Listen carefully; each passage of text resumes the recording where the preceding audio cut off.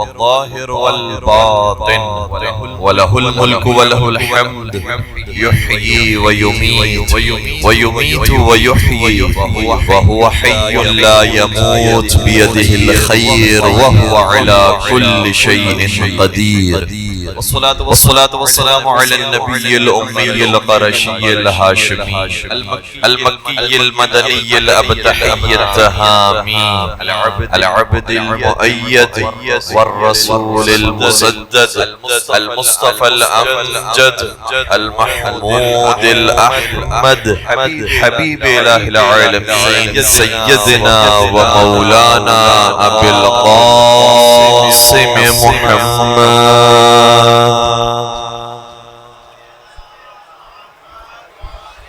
وعلى أهل بيته الطيبين الطاهرين المعصومين المظلومين الذين أذهب الله عنهم الرجس وطهرهم تطهيرا.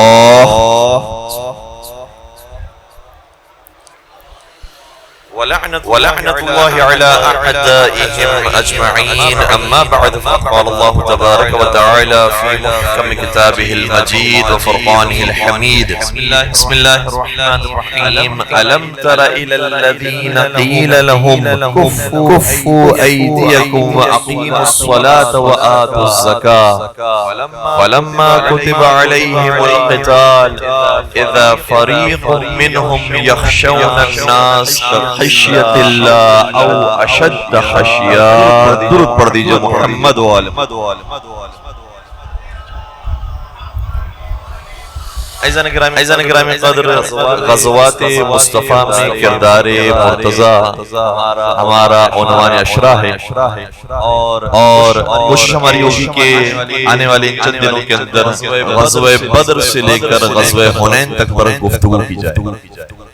کئی عرصہ پہلے ہمارے جب خطبہ اور علماء ممبر پر آئے کرتے تھے تو عام طور پر محرم الحرام میں خیبر بیان کیا کرتے تھے، خندق بیان کیا کرتے تھے، بدر و احد بیان کیا کرتے تھے. اس وقت تک ہمارے جوانوں کے اندر بھی جوش و شجاعت موجود. آہستہ تھوڑا سا ڈائریکشن تبدیل ہوا، لوگوں کے سوچ اور نظریات تبدیل ہوئے اور باتیں بھی شامل ہونا شروع ہوئی، اور آہستہ جو شجاعت مولا تقیان ہے وہ بس پردہ چلے. ہماری کوشش ہوگی کہ اس شجاعت کو دوبارہ سے ریوائیو کیا جائے. ہم کس کے ماننے والے ہیں، کس کے فالوورز، کون تھے کہ جن کا ہم نام لیتے ہیں، اور کیسی شجاعت اس کے اندر موجود کہ جناب حمزہ بھی اگر درس شجاعت لیں تو علی مرتضیٰ. کون سی ہستیاں؟ لہذا ان امور کا بیان کرنے کی ان ایام کے اندر کوشش کریں گے، اور خود حضور صلی اللہ علیہ وسلم سے ایک منسوخ جملہ ہے جس میں شاہ فرماتے ہیں کہ ما قام ولا استقام دینی الا بمال خدیجہ وسیف علی ابن ابی طالب. فرماتے ہیں کہ میرا دین، میرا اسلام، میرا مذہب آگے نہیں بڑھ سکتا تھا اور قائم نہیں ہو سکتا تھا مگر یہ کہ دو چیزوں کو مجھے سہارا ملا، ایک خدیجہ طاہرہ کے مال کا، ایک علی ابن ابی طالب کی تلوار. اس کے بعد میرا دین مستحکم ہوا ہے اور میرا دین قائم ہوا ہے. اور کیا کہنے ان دونوں ہستیوں کے، ایک فاطمہ زہرا کی والدہ ہیں، ایک فاطمہ زہرا کے شوہر. یہ دین صدقہ ہے فاطمہ زہرا کا. دین بچایا ہے تو ان دو ہستیوں نے بچایا ہے، اور دین کی بنیاد رکھی ہے تو فاطمہ کی بابا حضرت محمد مصطفیٰ صلی اللہ علیہ وسلم. اور شجاعت امیر کائنات یہ اتنا اہم موضوع ہے کہ ہم صرف اس کو زندگی کی ایک پرسپیکٹیو کی حیثیت سے نہ دیکھیں کہ جس طرح سے سخاوت ایک مرحلہ آتا ہے، عبادت ایک مرحلہ آتا ہے، خلافت ایک مرحلہ آتا ہے، اسی طرح سے شجاعت ایک مرحلہ ہے. نہیں، شجاعت ہی اصل فضیلت ہے تمام فضیلتوں کی. کیوں؟ سخاوت انسان اس وقت تک کر نہیں سکتا کہ جب تک اتنا شجاع ہو کہ صبر کرے اور اپنا مال. شجاعت اگر ہوگی تب انسان یہ کام کر سکتا ہے کہ کسی کے سامنے اپنے سر کو نہ جھکائے جس کے سامنے جھکانا چاہیے. شجاعت اگر ہوگی تبھی انسان یہ سرنڈر کر سکتا ہے کہ اگر میرے سے بڑا کوئی عالم دین موجود ہے، میرے سے بڑا کوئی ہستی اور بزرگ موجود ہے تو اس کے سامنے جھکنا ہے، اور اگر کوئی اپنے ہم پلہ موجود ہے تو اسے پیار محبت سے بات کرے۔ شجاعت ہی ہے کہ جو ساری دروس کو ہم تک پہنچاتا ہے۔ ابتدا ہے شجاعت، ابتدا ہے انسان کے نفس کو مارنا۔ اس لیے قرآن کریم نے بھی ارشاد فرمایا ام حسبتم ان تدخلوا الجنت، کیا تم یہ سمجھتے ہو کہ اگر ایمان کا دعویٰ کر دیا ہے، اگر کلمہ پڑھ لیا ہے تو سب کے سب جنت میں داخل ہو جاؤ گے؟ یہ باقاعدہ قرآن کے الفاظ ہیں، میرا جملہ نہیں ہے۔ ام حسبتم، کیا تم یہ سمجھتے ہو کہ ان تدخلوا الجنہ، کہ جنت میں داخل ہو جاؤ گے؟ ولما يعلم الله الذين جاهدوا منكم ويعلم الصابرين، جبکہ پروردگار نے ابھی تمہیں یہ فیصلہ نہیں کیا ہے کہ تم میں سے جہاد میں استقامت رکھنے والے کتنے ہیں اور صبر کا مظاہرہ کرنے والے۔ جہاد اتنا اہم موضوع ہے۔ جہاد سے فیصلہ ہوگا کہ ہمارا ایمان ٹھیک ہے یا نہیں، جہاد سے فیصلہ ہوگا کہ ہمارا اسلام ٹھیک ہے یا نہیں، جہاد سے فیصلہ ہوگا کہ اپنا کلمہ پڑھا ہے ٹھیک ہے یا نہیں ہے۔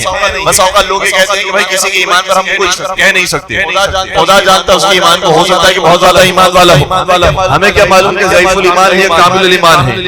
ہم تاریخ کی کسی بھی ہستی کے بارے میں کوئی بات نہیں کریں گے، جانتے ہیں یہ کیوں کہہ رہے ہیں، اس لیے کہ کسی کے ایمان کو چھپانا چاہتے ہیں، کسی کے عقیدے کو چھپانا چاہتے ہیں، کسی کے نفاق کو بچانا چاہتے ہیں، اس لیے وہ کہتے ہیں کہ ہم کسی کے ایمان پر بات نہیں کریں گے۔ ہو سکتا ہے کہ دنیا کا کوئی کیمرہ کسی کے ایمان کو نہ تول سکے، ہو سکتا ہے کہ دنیا کی کوئی ڈیوائس کسی کے ایمان کو نہ تول سکے، ہو سکتا ہے دنیا کا کوئی ترازو کسی کے ایمان کو نہ تول سکے، لیکن ایک لیبارٹری ایسی ہے جس میں ایمان تولا جا سکتا۔ کون سی لیبارٹری ہے؟ وہ میدان جنگ کی لیبارٹری ہے۔ جو میدان جنگ میں جتنا آگے دکھائی دے گا وہی کل ایمان ہوگا، اور جو دور دکھائی دے گا وہی ضعیف الایمان۔ درود پڑھ دیجیے محمد و آل محمد۔ اور کسی نے کیا خوب کہا تھا کہ جلتے ہو کیوں علی کے کمالات دیکھ کر، جلتے ہو کیوں علی کے کمالات دیکھ کر، عزت خدا بھی دیتا ہے اوقات دیکھ کر، عزت خدا بھی دیتا ہے اوقات دیکھ کر، ملتی جو ایسے ویسوں کو چلتی نہ تلوار رب نے دی ہے مگر ہاتھ دیکھ کر۔ تو یہ ایمان کا معیار ہمیں میدان جنگ میں نظر آتا ہے، کون کتنا بڑے ایمان کا مالک ہے اور کتنا وہ اپنے ایمان کو اپنی جان کے اوپر قربان کرنے کی کوشش کر سکتا ہے۔ میدان جنگ ہمارے پاس لیبارٹری، میدان جنگ میں جو جتنا آگے نظر آئے گا وہی اتنا ایمان کے اندر آگے۔ اب علی وہ ہیں جو ہر جنگ کے اندر سر فہرست نظر آتے ہیں۔ یا میں لفظوں کو تبدیل کر دوں، آج کل کی زبان کے اندر جو نوجوانوں کو شاید سمجھ میں آئے گی، کرکٹ سے ابھی ہم فارغ ہوئے ہیں، تو کرکٹ کے اندر جو سب سے زیادہ بہترین کارکردگی دکھاتا ہے اس کو کیا نام دیتے ہیں؟ Man of the match. Man of the match کا مطلب کیا ہوتا ہے؟ مطلب یہ ہوتا ہے اگر اس کا لفظ میرے ساتھ ہے، اس میچ کا مرد ہے یہ۔ سوال یہ ہے کہ باقی جو کھیلنے والے تھے وہ کیا مرد نہیں؟ کیا خیال ہے؟ وہ بھی تو مرد تھے، پھر کیوں اس کو کہا جاتا ہے یہ اس میچ کا مرد؟ شاید یہودیوں نے لیا ہے خیبر سے۔ خیبر میں کسی نبی نے فرمایا تھا لَأُعْطِيَنَّ الرَّايَةَ رَجُلًا كَرَّارًا غَيْرَ فَرَّارٍ۔ تو سوال یہ کہ کیسے پہلے جلد دیا تھا وہ مرد نہیں تھے؟ کہ نہیں، ہو سکتا ہے ظاہری صورت کے تو مرد ہو، ہماری نگاہ میں مرد وہ ہوتا ہے جو اپنی جان، اپنی ہتھیلی پر جان رکھ کر میدان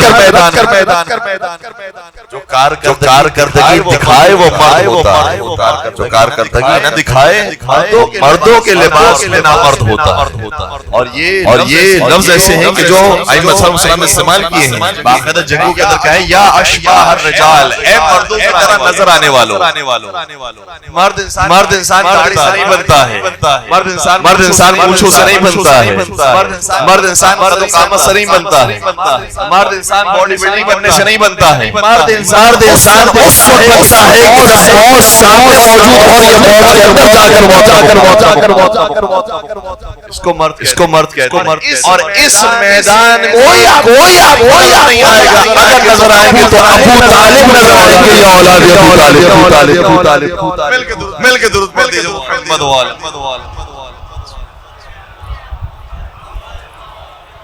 تو علی مرتضیٰ وہ ہے کہ جو ہر جنگ کے اندر مین آف دا میچ کراتا ہے.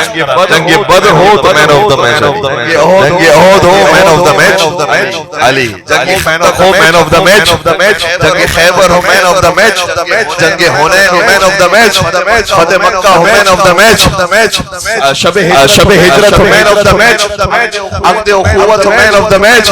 اگر سارے معاملات کو، سارے واقعات کو دیکھ لیا جائے، ہر میدان کے اندر ایک ہی آپ کو مین آف دا میچ نظر آئے گا. اور یہ بھی ہمیں اسی کھیل میں بتایا ہے مین آف دا میچ کے لیے ضروری نہیں ہے کپتان ہونا. کیپٹن کوئی اور مین آف دا میچ کوئی اور ہوتا ہے. علی ہر میدان میں مین آف دا میچ ہے، نبی ہر میدان کے اندر کیپٹن ہے. اگر کوئی پورے ٹورنامنٹ کے اندر مین آف دا میچ ہر مقام پر لیتا جائے تو آخری میچ میں اگر وہ پرفارمنس دے سکے تو بھی اسے ٹائٹل دیا جاتا ہے. کیا ٹائٹل ہوتا ہے؟ مین آف دا سیریز. ماشاءاللہ سے کیا کہنے سبھی دیکھنے والے مین آف دا سیریز. یہ پوری سیریز کا مرد ہے، یعنی ہر میدان کے اندر کارکردگی دکھانے والا تھا، ہر میدان کے اندر اپنا کارنامہ پیش کرنے والا تھا. تو اگر آخری موقع پر فرض کرے پرفارمنس نہ بھی دے سکے تب بھی پہلے کی پرفارمنس کی بنیاد پر اسے مین آف دا سیریز قرار دیا جاتا ہے. قربان ہو جاؤں علی کے جس سے نہ صرف ہر میدان میں مین آف دا میچ کا ایوارڈ پایا ہے، بلکہ جب غدیر کے ممبر کا وقت آیا تو نبی نے فرمایا من مولا مولا علی صرف مین آف دا میچ نہیں ہے، علی مین آف دا سیریز. یا علی اللہ صلی علی. اور اگر مسلمان ذرا سے اپنی آنکھیں کھول لیں کہ بھائی اگر کپتان چلا جاتا ہے تو پھر اس کو مانا جاتا ہے جو مین آف دا میچ کے پیچھے آئے، مین آف دا سیریز کے پیچھے جاتے ہیں، پھر اس کی اتباع ہوتی ہے، اس کی پیروی کپتان ہو جاتا. بس عزیزو ہر میدان کے اندر مین آف دا میچ کا ایوارڈ پایا ہے. اور سب سے پہلا مارکا ہے بدر کا مارکا.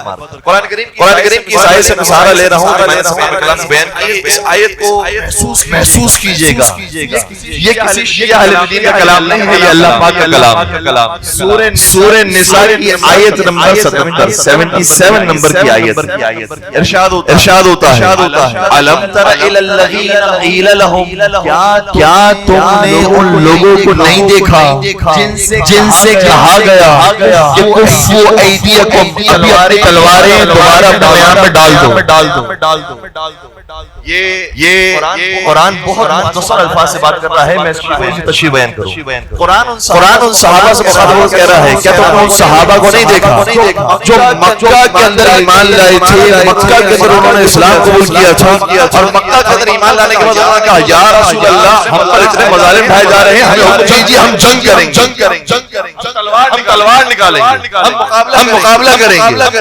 ادھر سے آیت نازل ہوئی کیا تم نے ان لوگوں کو نہیں دیکھا کہ جب ان سے کہا گیا کہ تلوار ابھی میان میں رکھو، ابھی ٹھیک ہے تم حق پر ہو لیکن حق کرنے کے بعد ہر جگہ پر تلوار نہیں نکالی جاتی. کاش یہ بات لوگ سمجھ جائیں کہ ہر حق پر ہونے والے کے لیے واجب نہیں ہے کہ وہ تلوار نکالے. پھر یہ سوال پیدا ہوگا کہ نبی کے چلے جانے کے بعد علی نے اپنا حق تلوار کیوں نہ جب نبی مکہ کے اندر تکلیفوں پر تکلیفیں دیکھ کر شہیدوں کو برداشت کرتے تلوار نہیں نکالتے ہیں، تو جو نبی نے کیا ہے وہی علی نے حق پر ہے تلوار نہیں نکالتے۔ کیوں؟ اس لیے کہ حکم خدا نہیں آیا، حکم خدا یہ ہے کہ ابھی جنگ نہ کی جائے۔ اور میں اس بات کو سمجھانے کے لیے ایک اور مثال کی تو ایک نبی کی، حضرت موسیٰ کلیم اللہ کے پاس ایک ایسا ہتھیار موجود تھا جو کسی نبی کے پاس اپنا اژدہا بن جاتا ہے۔ سب کے سامنے قرآن مجید کے اندر آیت موجود ہے، یہ عصا کا معجزہ حضرت موسیٰ علیہ السلام نے فرعون کے سامنے دکھایا۔ اے فرعون تو کلمہ پڑھ لے، میں نبی ہوں، کیونکہ میرے پاس اتنی طاقت موجود ہے، میں عصا پھینکتا ہوں اژدہا بن جاتا۔ اپنا ہاتھ باہر نکالا، ید بیضا جو چمکدار ہاتھ بن گیا۔ اے فرعون تو کلمہ پڑھ لے میرا، میں نبی ہوں۔ فرعون نے کہا کہ نہیں، میں تجھے نبی نہیں مان سکتا، تو کیسے ہو سکتا ہے نبی بن جائے؟ اگر تو واقعی طاقت رکھتا ہے سورج کو پلٹا، چاند کے 2 ٹکڑے کر اور فرمائشات کرنے لگا، لیکن موسیٰ کی نبوت کو نہیں مانا۔ میں کہوں گا اے موسیٰ، آپ کے پاس تو اتنا بہترین ہتھیار ہے، جس کو اژدہا بنایا ہے، اسی کو حکم دیجیے فرعون کو نگل دے۔ ساتھ دیجیے گا۔ اگر آپ کے پاس یہ ہتھیار موجود ہے تو اسے استعمال کیجیے، اور جو ظالم موجود ہے اس کا قلم قائم کر دیجیے، ختم کر دیجیے۔ کیوں آپ نے مقابلہ نہیں کیا؟ موسیٰ علیہ السلام جواب دیں گے جب حکم خدا آئے گا تب میں اژدہا فرعون پر میں حکم خدا کا مطیع ہوں، میں اپنی مرضی نہیں چلاتا۔ اگر حکم خدا ہوگا تو میں اس اژدہے سے فرعون کو نکال لوں گا، لیکن اگر حکم خدا ہوگا تو اس اژدہے کو دکھانا ہے، استعمال نہیں کرنا، تو میں حکم خدا کی مخالفت نہیں کروں گا۔ علی نے بھی نبی کے بعد یہی کیا ہے۔ نبی نے فرمایا تھا اے علی، اگر 40 افراد مل جائے تو تلوار نکالنا، نہ مل سکے تو حکم یہ ہے کہ تلوار نیام پہ رکھ دینا۔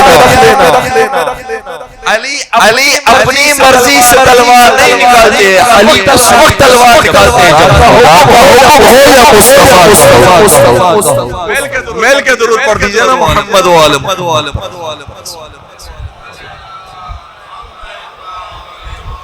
تو قرآن یہ کہہ رہا ہے کہ تم نے ان صحابہ کو نہیں دیکھا کہ جو مکہ کے اندر تھے تو کہتے تھے کہ ہم تلوار نکالیں گے، ہم جہاد کریں گے، کیوں ہمیں حکم نہیں دیا جا رہا؟ جبکہ ہم نے انہیں حکم دیا تھا کہ کفو ایدیکم، اپنی تلواروں کو نیچے رکھو۔ واقعی الصلاوات والزکات، نماز قائم کرو، زکات ادا کرو۔ ٹھیک ہے، مکہ کے اندر کہا گیا کہ تلوار نیچے رکھو۔ جب یہی صحابہ مدینہ کے اندر آ گئے تو ہم نے ان کو کیا کہا؟ فلما کتب علیہم القتال، اور جب مدینہ میں آنے کے بعد ان کے اوپر جہاد واجب ہو گیا۔ اذا فریق منہم، ایک گروہ ایسا تھا جو کہتا تھا، ان کی کیفیت یہ تھی یخشون الناس کخشیۃ اللہ او اشد خشیہ۔ جب ہم نے کہا کہ اب مدینہ آ گیا ہے، اب جنگوں کے اندر تلوار نکالو، تو ایسے ڈرتے تھے کہ جیسے کوئی اللہ سے ڈرتا ہو یا اس سے زیادہ۔ یہ کن کی بات ہو رہی ہے؟ ان کی بات ہو رہی ہے کہ جو مکہ کے نبی کے ساتھ، مدینہ کے نبی کے ساتھ تھے۔ اب کوئی اعتراض نہ کرے کہ منافق مدینہ میں موجود۔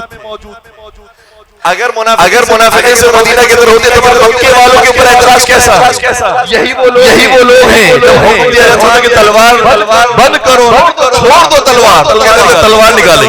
جب کہتے ہیں تلوار اٹھاؤ، تلوار سے مقابلہ کرو، کہتے کہ نہیں ہم ان کا مقابلہ نہیں کر سکتے، بہت بڑی تعداد۔ وقالوا، اور یہ لوگ کہتے ہیں ربنا لما كتبت علينا القتال، پروردگار تو نے ہم پر کیوں مسلط کر؟ ربنا پروردگارا ہم پر مسلط کر دیا۔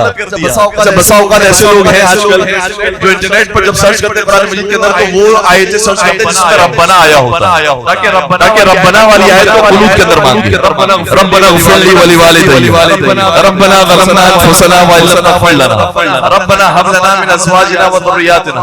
ربنا کو سرچ کرتے ہیں اور یہ آیتیں اپنی نماز کے قلوب مانگتے ہیں۔ یہ کام آپ لوگ نہ کیجیے گا، کیونکہ ربنا کا یہ مطلب نہیں ہوا کہ دعا ہی مانگی جائے، کبھی دعا کے بجائے خدا سے شکوہ شکایت کی جاتی ہے۔ اے خدا تو نے ہم پر جہاد کو کیوں مسلط کر دیا؟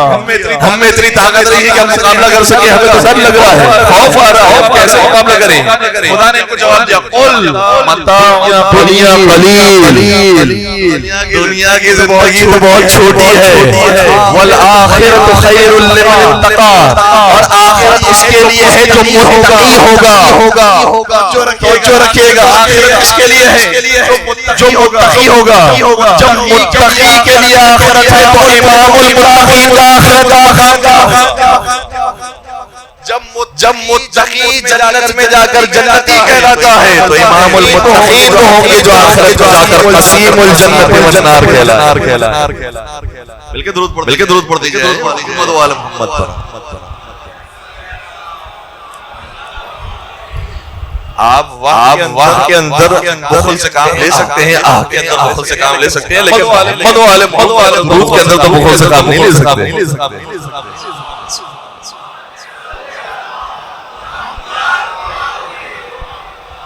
اور پھر قرآن کہتا ہے وَلَا تُظْلَمُونَ فَتِيلًا، اور ان پر ذرہ برابر بھی ظلم نہیں کیا جائے گا۔ پروردگار اصول کا پابند ہے، پروردگار عادل ہے، جو جتنی قربانی پیش کرنے والا ہوگا ویسے ہی اس کا آخرت میں۔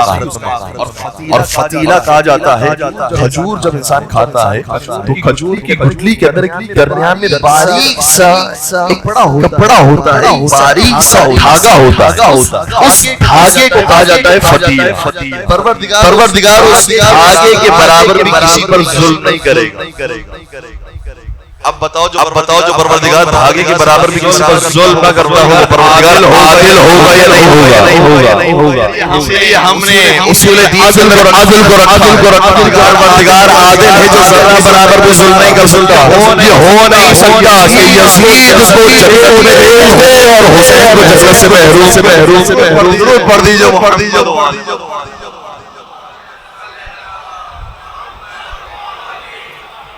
تو جب حکم دیا جاتا تھا کہ جنگ بدر کے میدان کے اندر تلوار نکالو، حالت یہ ہوتی تھی کہ تلوار نکالی نہیں جاتی، اور باقاعدہ پیغمبر نے مشورہ طلب کیا۔ یہ مشورہ اس لیے طلب کیا جاتا تھا تاکہ جذبات کا اظہار ہو، کس کے دل کے اندر کیا خیالات ہوتے ہیں۔ آپ نے دیکھا ہے نا کہ جب کلاس روم لگی ہوتی ہے تو استاد پوچھتا ہے کہ بیٹا اس موضوع کے اوپر تمہارا کیا خیال، اس عنوان کے اوپر تمہارا کیا نظریہ۔ وہ اس لیے نہیں پوچھ رہا ہوتا ہے کہ اسے کوئی مشورہ چاہیے، اس لیے پوچھ رہا ہوتا ہے کہ تاکہ تمہارا امتحان تم ایمان کے موضوع پر موجود۔ اور کمال کی بات ہو گئی، روایت لکھنے والوں نے روایت لکھی، نام چھپا کر، لیکن میں قربان ہو جاؤں تاریخ کے۔ مورخین نے کتنی ستم ظریفی کی ہے، لیکن پروردگار نے کیسے فضائل اہل بیت کو آشکار کیا۔ کسی نے روایت میں یہ لکھا کہ جب حضور نے سوال کیا تمہارا اس جنگ کے بارے میں کیا خیال ہے، تو پہلا شخص پہلا تو سمجھتا ہے، ٹھیک ہے نا، پہلا شخص کھڑا اور اس سے کوئی عظیم بات کہی، اور پیغمبر نے فرمایا بیٹھ جاؤ۔ پھر دوسرا شخص کھڑا، دوسرا بھی اب مجھ سے زیادہ بہتر جانتے ہیں، اور اس نے کوئی بہت بڑی بات کہی، پیغمبر نے فرمایا، اور پھر حضرت سعد بن عبادہ کھڑے ہوئے اور انہوں نے فرمایا، اور انہوں نے جو فرمایا ہے وہ تاریخ میں لکھا گیا۔ اس کا مطلب یہ ہوا کہ جو شروع میں فرمایا گیا وہ ایسی چیز جو لکھنے کے قابل بھی نہیں۔ اور سعد بن عبادہ نے کہا یا رسول اللہ، ہم آپ کے ساتھ ایسے ہیں کہ اگر آپ ہمیں باہر نکل کر جنگ کرنے کا حکم دے تو ہم آپ کے ساتھ باہر نکل کر جنگ کریں گے۔ اگر آپ مدینہ میں رہ کر جنگ کرنے کا حکم دیں گے تو ہم مدینہ کے اندر رہ کر آپ کے ساتھ جنگ کریں گے۔ ہم اصحاب موسیٰ کی طرح نہیں ہیں جو کہنے والے تھے اے موسیٰ خود جاؤ اور جنگ کرو۔ ہم اصحاب محمد ہیں، ہم آپ کے ساتھ ساتھ ہوں گے، جہاں آپ جائیں گے ہم آپ کے ساتھ ساتھ جنگ پر جائیں گے۔ روایت میں یہ ایسے پتہ چل گیا، پہلے نے بھی کوئی بات کہی تھی، دوسرے نے بھی کوئی بات کہی تھی، لیکن کیا بات کہی تھی نہیں پتہ چل سکی، لیکن ایک اور مورخ نے نام کو چھپا دیا، بات کو بیان کر دیا، اور وہ سمجھا کہ کسی نے نام کو لکھا ہی نہیں ہوگا، اس لیے اسے لکھا کہ پہلے جو دو افراد کھڑے ہوئے تھے یا رسول اللہ ان کی تعداد بہت زیادہ ہے، بہت قلیل ہے، آپ چھوڑ دیجئے۔ دوسرے نے آ کر کہا تھا یا رسول اللہ آپ دیکھیں ان کے پاس اسلحہ زیادہ ہے، ہمارے پاس اسلحہ موجود نہیں، ان کے پاس سواریاں زیادہ ہیں، ہمارے پاس سواریاں موجود نہیں، ہم آپ کو مشورہ یہ دیتے ہیں آپ ان کو چھوڑ دیجئے۔ اگر دونوں روایتوں کو چھوڑ دیا جائے تو کون ایسی بزدلی کی باتیں کرنے والا تھا اور کون کیسی شجاعت اور بہادری اور حضور نے جب یہ مشورے طلب کیے سعد ابن عبادہ کے بعد نعرہ تکبیر بلند اور سب نے کہا کہ ہم جہاد پر جائیں اور جہاد کا بہترین طریقے سے آغاز ہونے والا قرآن کریم نے اس واقعے کو بیان کیا۔ قرآن کہتا ہے کہ اصحاب رسول کی کیفیت یہ تھی کہ سامنے سے کافروں کا لشکر آ رہا تھا، ایک طرف سے ابو سفیان کی سربراہی میں مال تجارت جا رہا تھا، دوسری طرف سے ابو جہل کا لشکر اور ابو سفیان سے دوبارہ سے ساتھ ہو کر لشکر آ رہا تھا مقابلے کے لیے۔ اب پرانا زمانہ ہے، پل پل کی خبر تو ہوتی نہیں تھی، اس لیے پتہ نہیں تھا کہ ہمارا اب مقابلہ کس سے ہوگا، ابو سفیان کے تجارتی کاروان سے ہوگا یا ابو جہل کے اسلحے سے لیس لشکر سے ہوگا۔ اصحاب رسول کی تمنا یہ تھی کہ کاش ہمارا مقابلہ تجارتی کاروان سے ہوگا۔ یہ نہتے ہیں، اسلحے ان کے پاس موجود نہیں ہیں، ان سے مقابلہ ہوگا، مال بھی بہت ملے گا، جنگ بھی آسان ہو جائے گی اور ہو سکتا ہے کہ ہمارا مقابلہ ابو جہل کے لشکر کے ساتھ ہو جائے۔ اگر ہو گیا تو پھر ہماری جان برباد آ سکتی ہے۔ اس لیے تمنا یہ تھی کہ ہمارا مقابلہ کسی آسان گروہ کے ساتھ ہو۔ خدا نے فیصلہ یہ کیا تمہارا مقابلہ مشکل گروہ کے ساتھ تاکہ پتہ چل سکے مشکلات مشکل اور اب صحابہ نے دیکھا کہ سامنے جو لشکر آیا ہے وہ اسلحے سے لیس ہو کر آیا، ابو سفیان بھی اسلحے کے ساتھ، ابو جہل بھی اسلحے کے ساتھ، پورا قریش اسلحے کے ساتھ آیا، قریش کے ہمراہ ہونے والے افراد بھی اسلحے کے ساتھ آئے اور ابو جہل اب یہ نعرہ بلند کر رہا تھا یہ محمد جو مکہ کے اندر نبوت کا دعویٰ کرتا تھا اگر یہ محمد سچا نبی نکلا تو یہ جیت جائے اور اگر یہ جھوٹا نبی نکلا تو ہم جیت جائیں گے۔ ٹھیک ہے، توجہ رکھیے گا، ایک بہت ظریف سے اخلاقی نقطے کی طرف میں اشارہ کرنا چاہ رہا ہوں۔ جیسے ہی ابو جہل نے یہ والی بات کہی اور عقل مند انسان نے کھڑے ہو کر کہا ہے ابو جہل کتنی جاہلانہ بات کہہ رہا ہے۔ ابو جہل کا اصل نام اس زمانے کے اندر ابو الحکم ابو جہل ہے، ابو الحکم کتنا جاہلانہ اور نادانی والی بات کہہ رہا ہے۔ اگر یہ نبی اور رسول ہے تو کیا ہماری اتنی جرأت سے جنگ کریں؟ اگر یہ نبی ہے تو ہمیں اسے جنگ نہیں کرنی اور اگر یہ نبی نہیں ہے تو ایسے ہی چھوڑ دینا چاہیے، یہ مر جائے گا۔ اس نے اتنی عقل مندی والی بات کی اگر یہ نبی نکلا، اللہ کا رسول نکلا، ہم کتنے بڑے غصہ ہوئے کہ اس کے مقابلے میں تلوار نکالے، اگر یہ نہیں اللہ کا رسول تو چھوڑ دو، یہ خود ہی ختم ہو جائے گا۔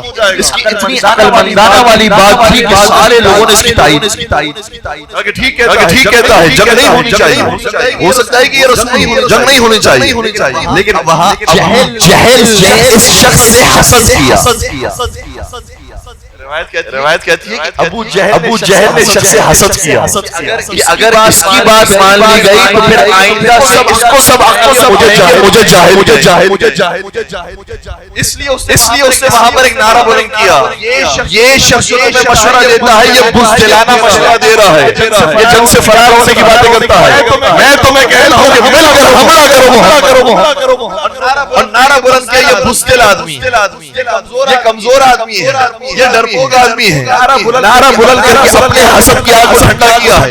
یاد رکھیے گا آج آپ کو سیاست یہی ماحول لگ رہا ہے، آپ کو دین کے اندر بھی یہی ماحول دکھائی دے گا، آپ کو رشتہ داروں کے اندر بھی یہی ماحول دکھائی دے گا، آپ کو دکانوں کے اندر بھی یہی ماحول دکھائی دے گا۔ کبھی کوئی شخص یہ آ کر نہیں کہتا بھائی وہ اتنا کام بہترین کر رہا ہے کہ میرے برابر ہو گیا۔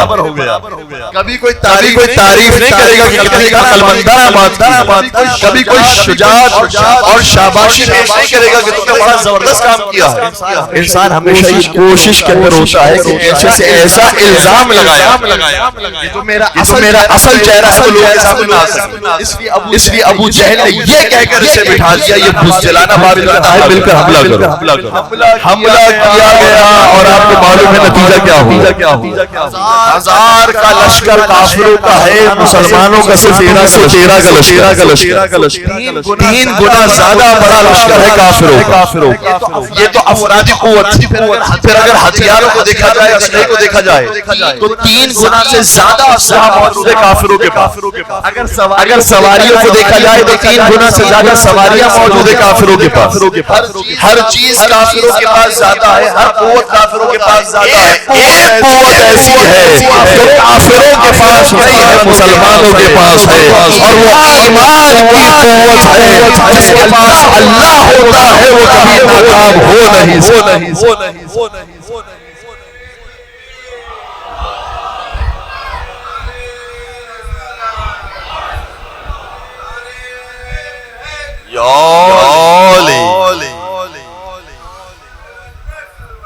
اللہ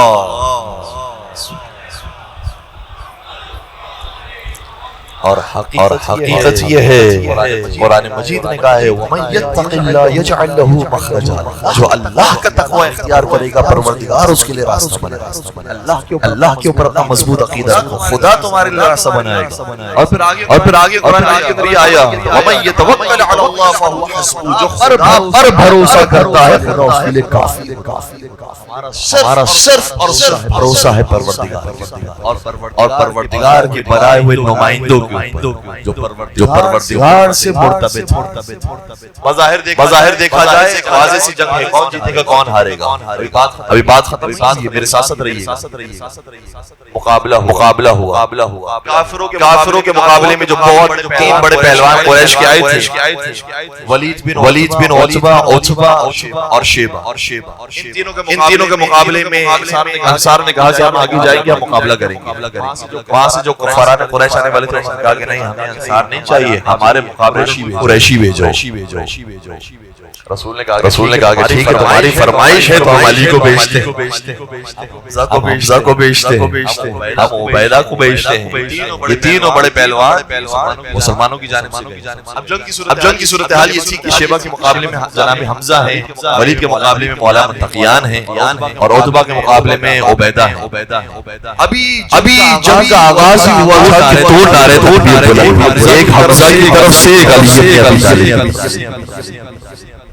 دونوں نے اپنے مقابل آنے والوں کو تحقیق کیا. یہاں تک کہ علی ابن ابی طالب نے دیکھا کہ عبیدہ زخمی ہو گئے اور عتبہ نے حملہ کر دیا.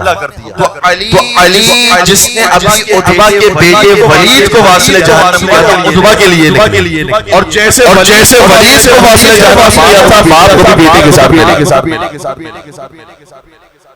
اور تاریخ یہ کہتی ہے کہ علی کی جب تلوار چلتی تھی تو وہ وطر ہوتی. ایک تلوار چلتی تھی، وہ ایک تلوار کافی ہوتی. کیا کرتے تھے علی تلوار ایسی تلوار چلتی تھی کہ یا بدن یہاں سے دونی ہوتا تھا یا یہاں سے دونی. ایک تلوار چلتی. میں کہوں گا یہ شان یا تو میں نے دیکھی ہے تو علی کی تلوار میں دیکھی ہے یا اللہ کے گرائے ہوئے پتھر میں دیکھی.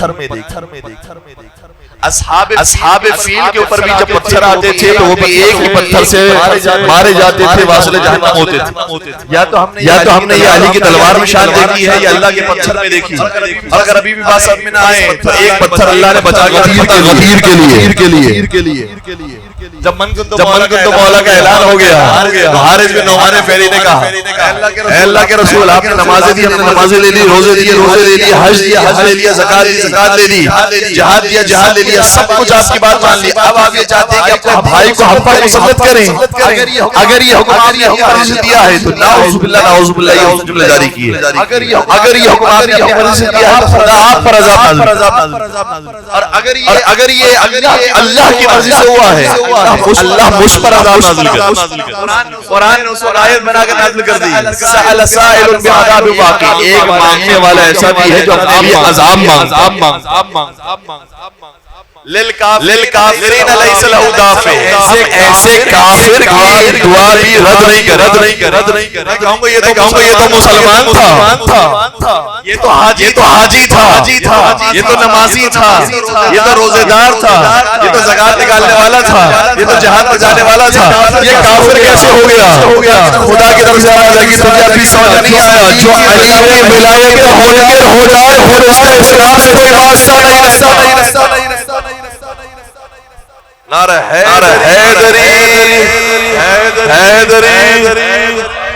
اور جیسے اس کے جملے مکمل ہوئے تھے، خدا نے ایک پتھر نازل کیا۔ میں تعبیر سالمی دی کر بیان کر رہا ہوں، وہ پتھر آنا تھا، حارث حصوں میں تقسیم ہو گیا۔ میں کہوں گا اے اللہ تیری بھی عجیب شان ہے، اگر تیرا دشمن علی کے مقابلے میں میدان میں آتا تو علی دو نہیں کرتے تھے، اور علی کا دشمن تیرے مقابلے میں آتا ہے تو تو بھی دو نہیں کرتا۔ یہ مزاج یہ تیرا نظر آیا یا علی کے نظر آیا؟ اسی لیے ہم نے کہا علی کے ہاتھ مسجد اللہ ہے، زبان کے زبان علی کی زبان میں لسان اللہ ہے، علی کے کان میں وجہ اللہ ہے، علی کی زبان میں لسان اللہ ہے، اور علی کا نفس نہیں، علی کا نفس اللہ ہے۔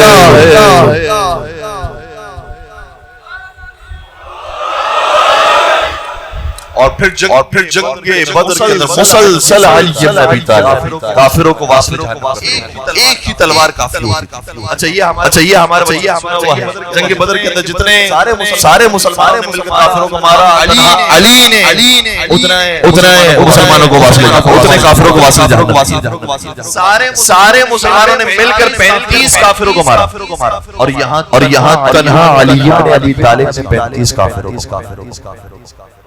اب وہ حدیث مجھے سمجھ میں آتی ہے کہ نبی نے فرمایا تھا اے علی تیرا ایمان اتنا زیادہ ہے کہ اگر زمین و آسمان کے ہر فرد کا ایمان کی ترازو کے ایک پلے میں رکھ دیا جائے اور دوسری طرف تیرے ایمان کو رکھا جائے تو تیرا ایمان ان سب کے اوپر بھاری۔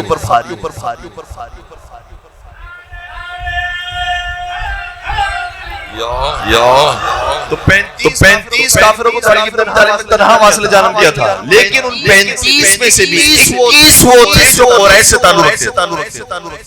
قریش ایک پہلوانوں اکیلے علی بن ابی طالب نے واصل جانب کیا تھا۔ اب سمجھ میں آیا کہ یہ دشمنی کیوں بعد تک جاری رہی، جن کے آباء و اجداد کو علی نے مارا تھا، انہی کی نسل نے آگے پھر علی سے دشمنی۔ اسی لیے دعائیں علماء کے امام صادق فرماتے ہیں آدم بدریت و خیبریت و حنینیت و غیرہن، اے علی آپ کی خلافت کا کوئی مسئلہ نہیں تھا، مسئلہ یہ تھا کہ ان کے آباء و اجداد کو آپ نے جنگ بدر میں بھی مارا، جنگ خیبر میں بھی مارا، جنگ حنین میں بھی مارا، ہر جنگ میں مارا۔ یہ حسد اور کینہ تھا جس کی وجہ سے آپ کی خلافت کو نہیں مانتے۔ اور جناب زہرا نے بھی خطبہ فلک کے اندر اسی بات کو بیان کیا، مجھے معلوم ہے کہ تم علی کو حق نہیں دے رہے کیونکہ تمہارے آباء و اجداد کو قتل کیا ہے علی کی طرح۔ لیکن میں سب سے میں سوال کروں گا، علی نے جو ان کے آباء و اجداد کو قتل کیا تھا تو علی نے کیا اپنی چاہت اور مرضی سے قتل کیا تھا؟ کیا علی خود یہ چاہتے تھے کہ ان کو مار ڈالیں؟ علی نے اصل میں قتل کیا تھا خدا اور مصطفیٰ کی مرضی۔ لیکن کبھی ہوتا یہ ہے انسان کو غصہ کسی بڑے پر ہوتا ہے، بڑے پر نہ نکال سکے تو چھوٹوں پر۔ یہی کام حابیل اور قابیل کے واقعے کے اندر بھی ہوا تھا۔ حابیل کی قربانی قبول ہو گئی، قابیل کی رد ہو گئی۔ کس نے رد کی؟ کیا حابیل نے رد کی ہے؟ نہیں، اللہ نے رد کی ہے۔ قابیل کو غصہ تھا اللہ پر غصہ نکال نہیں کر سکتا تھا، اللہ کے نمائندے پر غصہ نکالا۔ اب سمجھ میں آیا اگر کہیں پر تمہیں کوئی اللہ کا نمائندہ مظلوم نظر آ رہا ہو تو یہ نہ کہنا کہ صرف وہ اللہ کا نمائندہ مظلوم ہے، جان لینا یہ صرف دشمن ولی خدا نہیں ہے، دشمن خدا ہے جو میدان میں۔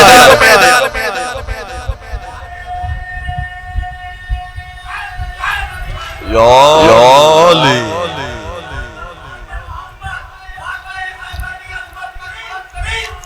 اللہ صلی اور ابھی جنگ کا اختتام ہوا، بہت سارے اور واقعات ہوئے، لیکن بس میں ایک اور بات بیان کروں گا، میں دیکھ رہا ہوں کہ منزل مسائل سے قریب ہو جانا چاہیے۔ جب جنگ کا اختتام ہو گیا، کفار مکہ کی طرف لوٹے، اب زخموں سے چور ہیں، کچھ کو قیدی بنا لیا گیا ہے، کچھ مارے گئے، یہ مکہ کی طرف آ رہے ہیں۔ مکہ سے نکلتے وقت ہر ایک کو یقین تھا کہ جب یہ 1000 کا لشکر 313 کے مقابلے میں جائے گا، قلیل تعداد کے مقابلے میں جائے گا، تو یقیناً وہ کامیاب ہو کر ہی آئے گا۔ ایسا تو ہو نہیں سکتا کہ کامیاب نہ ہو، اتنی بڑی تعداد۔ لیکن جب یہ لشکر آیا تو سب سے پہلے جو اس لشکر کے مخبر تھے وہ گئے مکہ میں، جا کر اعلان کیا ماتم کرو، افسوس کرو، گریہ کرو، ہار گئے، شکست ہوئی۔ کس نے کہا لگتا ہے یہ دیوانہ ہو کر آیا ہے، اس کو پتہ ہی نہیں ہے کہ جنگ میں کیا ہوا ہے، اپنی طرف سے واقعہ سنا رہا ہے۔ اس سے قریب آ کر سوال کیا، یہ بتاؤ ابو جہل کا کیا ہوا؟ مارا گیا۔ ولید کا کیا ہوا؟ مارا گیا۔ شیبہ کا کیا ہوا؟ مارا گیا۔ عتبہ کا کیا ہوا؟ مارا گیا۔ حنظلہ کا کیا ہوا؟ مارا گیا۔ طلحہ کا کیا ہوا؟ مارا گیا۔ نوفل کا کیا ہوا؟ مارا گیا۔ اب لوگ تعجب کر رہے ہیں کہ یہ کیسی باتیں کر رہا ہے، بڑے پہلوان مار دیے۔ اور علی ابن ابی طالب کی شجاعت کا عالم یہ ہے، جب میدان میں جاتے تھے کمزور سپاہیوں پر حملہ نہیں کرتے تھے، طاقتور پہلوانوں کو یہ تو پہلوانوں کے ہم سوالات کر رہے ہیں، پہلوانوں کے نام کا جواب دے رہا ہے کہ یہ مارے گئے۔ ایک مرتبہ اس کی ذہنی طبیعت معلوم کرنے کے لیے ایک شخص اس کے قریب ہی موجود تھا، اس کے بارے میں سوال کیا، اس کا کیا ہوا؟ اس نے کہا دیکھتے نہیں میرے سامنے موجود ہے۔ اس کا مطلب تیری ذہنی حالت تو ٹھیک ہے، لیکن تو یہ کیا خبر سنا رہا ہے؟ ایسے کیسے ہو سکتا ہے کہ 1000 کا لشکر کھا جائے؟ کچھ دیر نہیں گزرا کہ پورا لشکر لوٹ کر، اور ابھی جو پورا لشکر آیا تھا ابو سفیان موجود ہے اس کے اندر، مارے گئے سرداران قریش، ابو سفیان موجود ہے۔ ابو لہب جو مکہ کے اندر موجود تھا، رسول کا سگا چچا، جو جنگ کے اندر آیا نہیں تھا، مکہ کے اندر آ گیا تھا۔ ابو لہب نے ابو سفیان سے سوال کیا، تو بتا جنگ میں ہوا کیا؟ کہتا ہے کچھ نہ پوچھ، میرے اندر حوصلہ نہیں کہ میں تیری باتوں کو جواب۔ کیا مطلب؟ بس کچھ نہ پوچھ، میں نظر تو کچھ افراد آتے تھے لیکن حملہ چاروں طرف دیوار سے ہمارے اوپر تیر اور نیزوں کی بارش، ہمیں سمجھ نہیں آیا کہ ہمارے کیسے گئے۔ یہ جملے سننا کہ جناب عباس جو پیغمبر کے چچا تھے، ان کا غلام ابو رافع موجود تھا۔ ابو رافع نے کہا بات سیدھی کر، تیرا مقابلہ عام انسانوں سے نہیں ہوا تھا، خدا کے تائید یافتہ لوگوں سے ہوا۔ یہ جو در و دیوار سے حملے ہوئے ہیں، یہ کسی اور نے نہیں کیا، یہ خدا نے کروائے۔ یہ غیبی طاقت ہے جس سے حملے ہو رہے ہیں۔ اور پھر قرآن نے بھی اس بات کو بیان کیا ہے کہ جنگ بدر کے موقع پر ہم نے 3000 فرشتوں کو بھیجا۔ اب خدا جانتا ہے یہ فرشتے کیا انسان کی صورت میں آ گئے تھے کہ جس سے تعداد زیادہ نظر آئی، اور یہ کیا باقاعدہ تیر چلاتے تھے، باقاعدہ تلواریں چلاتے تھے، یا نہیں؟ یہ فرشتوں کی ہیبت تھی جو علی کی تلوار سے جدھر دیکھو علی ابن ابی طالب گاجر مولی کی طرح انہیں کاٹتے ہوئے نظر آ رہے۔ تو کیا بات کر رہا ہے کہ خدائی طاقت تھی جو اتنی مدد آئی؟ ٹھیک بات کہہ رہا ہوں۔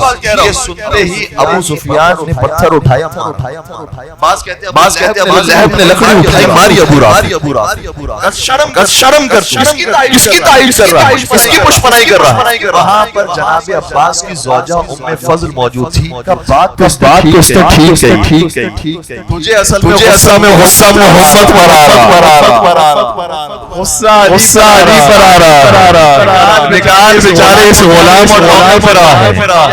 یہ آپ کو تاریخ میں ہر مقام پر ہی نظر آئے گا۔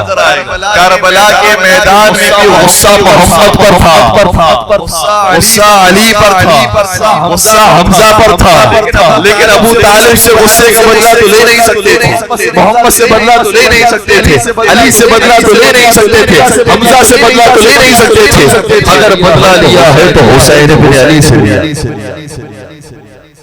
ہاں عزیز، میں لے کر آ گیا آپ کو کربلا میں امام حسین علیہ السلام سے لوگ یہ کہہ رہے تھے، وہ غزل ابیک سے دشمنی نہ، تیرے باپ سے۔ کیسی نکالی ہے دشمنی؟ 3 دن کا پیاسا رکھا ہے حسین۔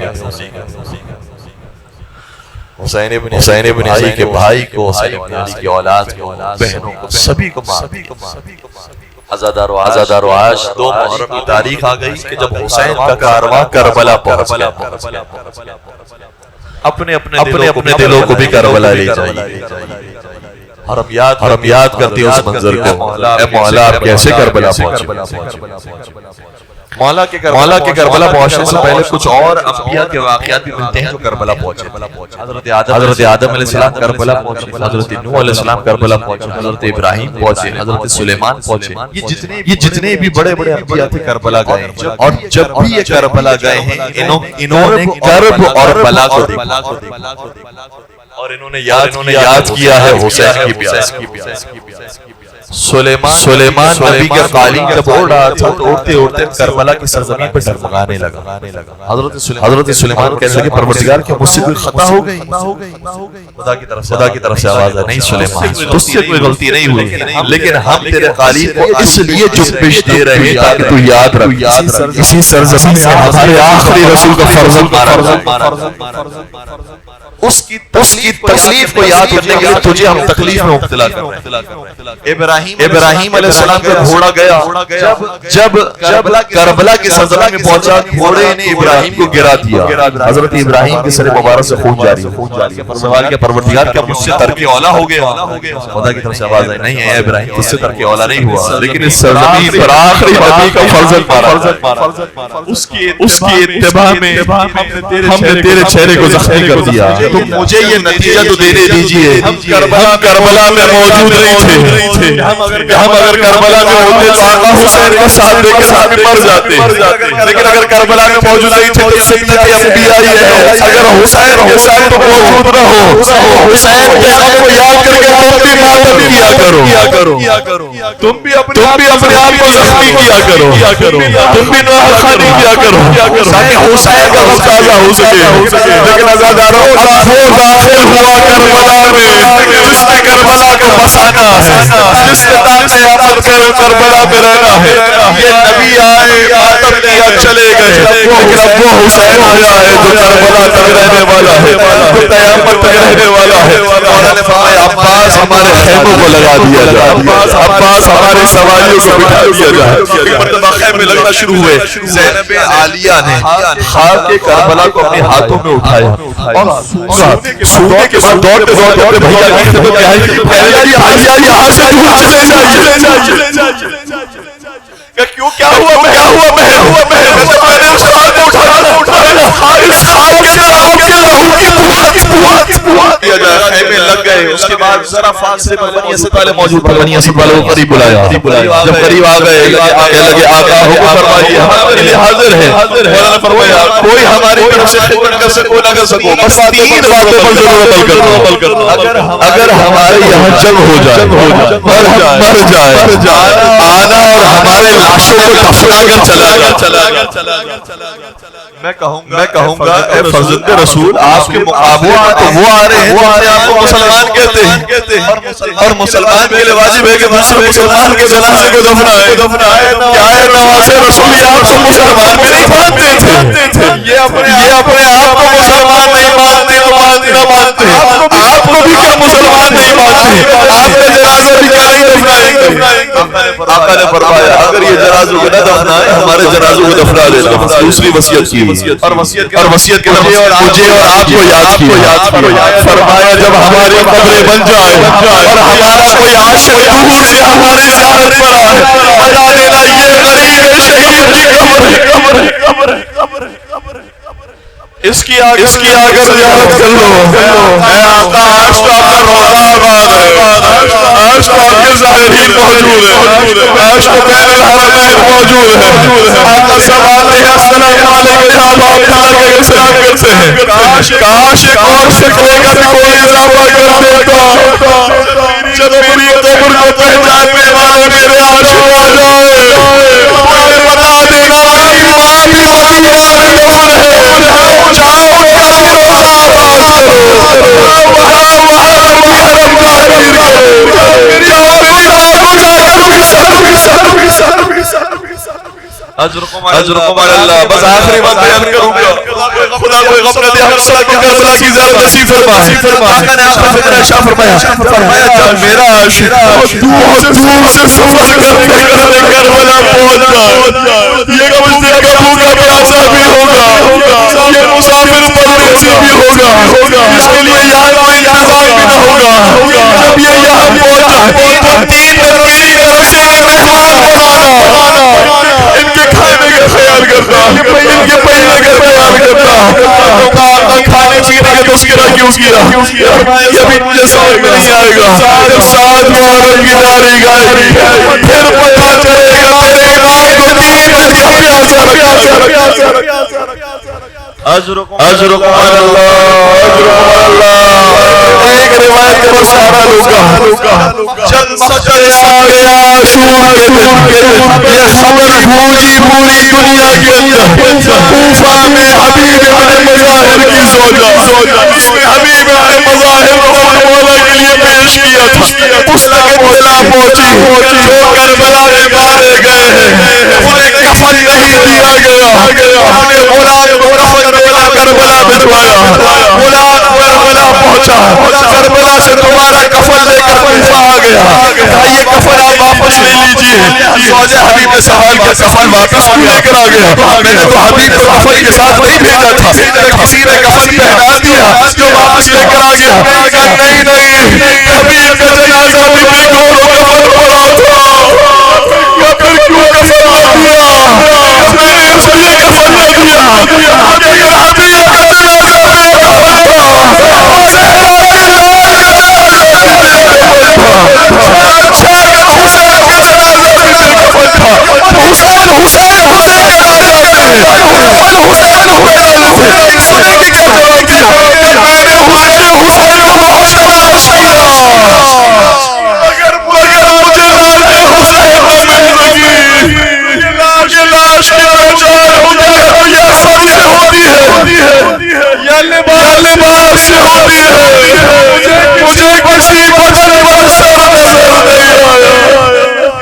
کسی بدن پر لباس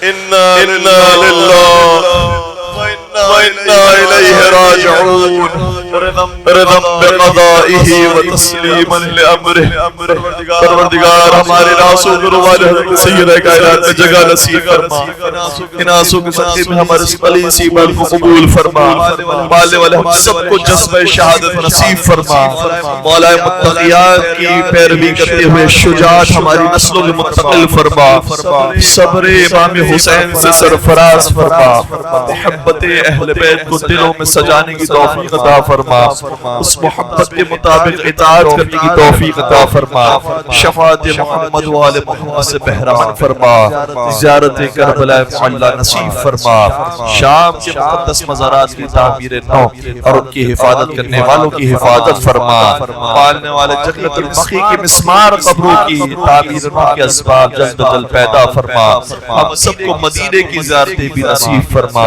چاردہ معصومین کی زیارتوں سے مشرف فرما اور تمام مظالم سے انتقام کے لیے اپنی آخری حجت امام عصر و زمان کے ظہور میں تعجیل فرما ہمیں ان کے اعوان انصار عاشقین و محبین شمار فرما ربنا تقبل منا انك انت السميع العليم وتب علينا انك انت التواب الرحيم برحمتك يا